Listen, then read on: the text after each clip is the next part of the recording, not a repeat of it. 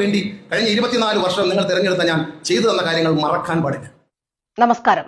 കഴിഞ്ഞ ദിവസം മന്ത്രി ഗണേഷ് കുമാറിന്റെ ഒരു പ്രസംഗം കേൾക്കാനിടയായി ആർക്കൊക്കെയോ ശവപ്പെട്ടി കച്ചവടക്കാരന്റെ മനോഭാവമാണെന്നോ എല്ലാ മരണവീട്ടിലും പോകുന്നത് അത്ര ശരിയല്ല എന്നോ ഞാൻ ചെയ്ത കാര്യങ്ങൾ നിങ്ങൾ മറക്കരുതേ എന്നൊക്കെയോ പറയുന്നത് കേട്ടു. ഇവിടെ ഇപ്പൊ ചിലർക്ക് ശവപ്പെട്ടി കച്ചവടക്കാരന്റെ മനോഭാവം. ഇവിടെ ചില ആളുകൾക്ക് ഒരു മരണം കിട്ടിയല്ലോ എന്നാണ് സന്തോഷമാണ് പത്തനാപുരം അങ്ങോട്ട് നടക്കുന്നത്. ഒരു മരണം കൂടി കിട്ടി, നല്ല നേട്ടത്തിനാണ്. ഈ മരണം വീട്ടിൽ പോയാൽ 2 ഓട്ടെനിക്ക് കിട്ടിയാലോ എന്ന് ചോദിച്ചോളാം, അയാളുടെ സ്വന്തം നേട്ടത്തിനാണ്. അതൊരു ബിസിനസ്സാണ്. ഈ ശവപ്പെട്ടി കച്ചവടം പോലെ എന്നൊരു ബിസിനസ്സാണ്. അത്തരം ആളുകൾക്ക് ഇവിടെ പ്രസക്തിയിൽ. അത്തരം ആളുകൾ പറയുന്നാൽ ഈ നാടിന് വേണ്ടി കഴിഞ്ഞ 24 വർഷം നിങ്ങൾ തിരഞ്ഞെടുത്ത ഞാൻ ചെയ്തു തന്ന കാര്യങ്ങൾ മറക്കാൻ പാടില്ല.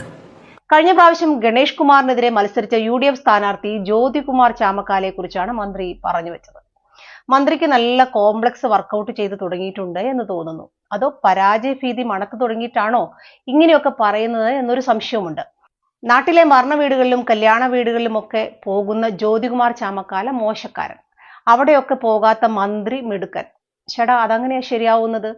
ഓജ അന്ധവിശ്വാസമുള്ളത് കൊണ്ടും മരണ വീട്ടിൽ പോയാൽ കുളിച്ച് ഡ്രസ്സ് മാറണമെന്ന് നിർബന്ധമുള്ളത് കൊണ്ടും മന്ത്രി ഇതിനൊന്നും മെനക്കെടാറില്ല. ഇനി അതിന് മെനക്കെട്ടാൽ എത്ര പ്രാവശ്യം കുളിക്കണം, എത്ര പ്രാവശ്യം ഡ്രസ്സ് മാറേണ്ടി വരും? അതൊന്നും ശരിയാവില്ല. എന്ന് വെച്ച് മന്ത്രി മരണ വീടുകളിൽ പോവില്ല എന്നൊന്നും വിധി എഴുതരുത്. ഉന്നത കുലജാതരുടെ മരണ വീടുകളിലൊക്കെ മോനും മരുമോനും ഒക്കെ ചമഞ്ഞ് മന്ത്രി പോകും കേട്ടോ. ഇനി എതിർ രാഷ്ട്രീയത്തിൽ നിൽക്കുന്ന ജ്യോതികുമാർ ചാമക്കാല അശരണരായവരുടെ സങ്കടങ്ങളോടും സന്തോഷങ്ങളോടും ചേർന്ന് നിൽക്കരുത് എന്ന് പറയുന്നത് ശരിയാണോ? സാധാരണക്കാരായ മനുഷ്യരുടെ കല്യാണ വീടുകളിലും മരണ വീടുകളിലും ഒക്കെ സ്ഥലത്തെ പ്രധാനപ്പെട്ട ആളുകൾ ചെല്ലുന്നത് അവർക്ക് വലിയ കാര്യമാണെന്നേ, അതും ഒരു രാഷ്ട്രീയ പ്രവർത്തനത്തിന്റെ ഭാഗമാണെന്നേ. മരിച്ചയാളെ ജീവിപ്പിക്കാനൊന്നും കഴിയില്ല, പക്ഷേ ജീവിച്ചിരിക്കുന്ന ബന്ധുക്കളുടെ ബുദ്ധിമുട്ടുകൾ ഏതെങ്കിലും തരത്തിൽ പരിഹരിക്കാൻ ഇത്തരം സന്ദർശനങ്ങൾ കൊണ്ട് കഴിയുമെങ്കിൽ അത് ചെയ്യുന്നതിൽ എന്താണ് തെറ്റ്? പൊതുപ്രവർത്തകൻ മരണവീടുകൾ പോകുന്നത് വോട്ടു ചോദിക്കാനാണ് എന്ന് ചിന്തിക്കുന്ന മന്ത്രിക്ക് എന്തോ ഒരു കുഴപ്പമില്ലേ? യഥാർത്ഥത്തിൽ മന്ത്രി ഗണേഷ് കുമാർ വിയോജിക്കേണ്ടത് ജ്യോതികുമാറിന്റെ രാഷ്ട്രീയത്തോടാണ്, അദ്ദേഹം മുന്നോട്ട് വെക്കുന്ന ആശയങ്ങളോടാണ്. അല്ലാതെ മരണവീട്ടിലും കല്യാണ വീട്ടിലും ഒക്കെ പോയി അവരുടെ സങ്കടത്തിലും സന്തോഷത്തിലും പങ്കുപറ്റുന്നതിനോടല്ല. തന്റെ എതിരാളി ഏത് ഹോട്ടലിൽ നിന്നാണ് ചോറുണ്ടത്, ഏത് കല്യാണ വീട്ടിലാണ് ഇന്ന് പോയത്, ആരോടൊക്കെയാണ് ഇന്ന് മിണ്ടിയത്, ഇതൊക്കെ ചെകഞ്ഞു നടക്കുന്ന മന്ത്രിക്ക് സത്യമായിട്ടും നാണം തോന്നുന്നില്ലേ? ഇങ്ങനെയൊക്കെ പറയുന്നത് എന്തുകൊണ്ടായിരിക്കും? ഒന്നുകിൽ മന്ത്രിയുടെ പക്വതക്കുറവ്, അല്ലെങ്കിൽ പഴയ ജന്മിബോധവും മാടമ്പിത്തരവും. മാടൊന്നും ഇല്ലെങ്കിലും മാടമ്പിത്തരത്തിന് ഇപ്പോഴും ഒരു കുറവുമില്ലല്ലോ. പണ്ട് ഏതോ ഒരുത്തന്റെ കയ്യിൽ നിന്ന് തല്ലു മേടിച്ച് മൂക്കുംപട്ട ചളുങ്ങി അതിന്റെ ഫോട്ടോയും എടുത്ത് എന്നെ തല്ലിയേ എന്ന് വിളിച്ചു കൂവിയ ആളല്ലേ ഈ മന്ത്രി ഗണേഷ് കുമാർ. പിന്നെ എന്തെല്ലാം വേണ്ടാത്ത ഇടപാടുകൾ. അങ്ങനെയുള്ള ഗണേഷ് കുമാറിന് എന്ത് ആദർശമാണ് നാട്ടുകാരോട് പറയാനുള്ളത്? ഉപ്പുപ്പായ്ക്ക് ഒരു ആന ഉണ്ടായിരുന്നത് കൊണ്ട് എങ്ങനെയൊക്കെയോ ജയിച്ചു, അത്ര തന്നെ. സത്യത്തിൽ ഞാൻ പലപ്പോഴും ആലോചിക്കാറുണ്ട്, ഈ കേരള കോൺഗ്രസ് ബി എന്ന പാർട്ടിക്ക് കേരള രാഷ്ട്രീയത്തിൽ എന്ത് പ്രാധാന്യമാണ് ഉള്ളത് എന്ന്. ഈ പാർട്ടിക്ക് ഒരു ഭരണഘടന ഉണ്ടാകുമോ? എന്തെങ്കിലും നയം ഈ പാർട്ടിക്ക് പങ്കുവയ്ക്കാൻ ഉണ്ടാകുമോ? എന്തെങ്കിലും ഒരു ആദർശം ഉണ്ടാകുമോ? അപ്പപ്പ കാണുന്നവനെ അപ്പ എന്ന് വിളിക്കുക, പിന്നെ കാണുന്നവനെ അമ്മാവ എന്ന് വിളിക്കുക, ഇതൊക്കെ തന്നെ. എന്നിട്ടാണ് മൈക്ക് കിട്ടുമ്പോൾ മറ്റുള്ളവരെ മര്യാദ പഠിപ്പിക്കാൻ നടക്കുന്നത്.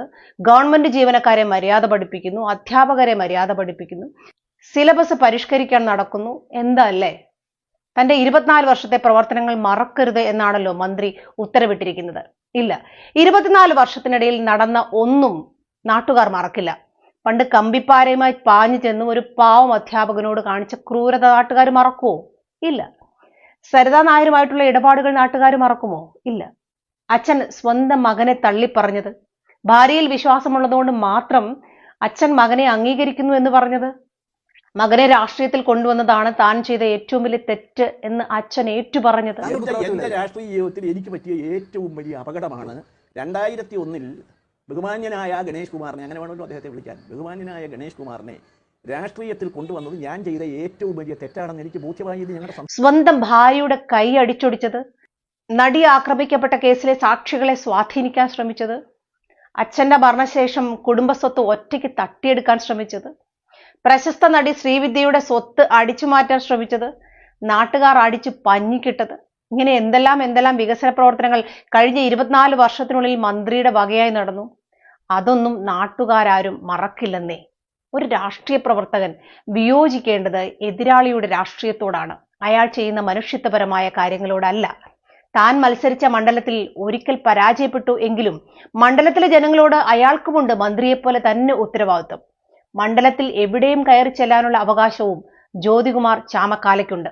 രാഷ്ട്രീയ പ്രവർത്തനം ചില പാഠങ്ങൾ പഠിക്കാൻ വേണ്ടി കൂടിയുള്ളതാണ്. കാലം മന്ത്രിക്ക് മാത്രമുള്ളതല്ല, മറ്റു പലർക്കും കൂടിയുള്ളതാണ്. അപ്പോൾ വിപ്ലവം വീണ്ടും വിജയിക്കട്ടെ.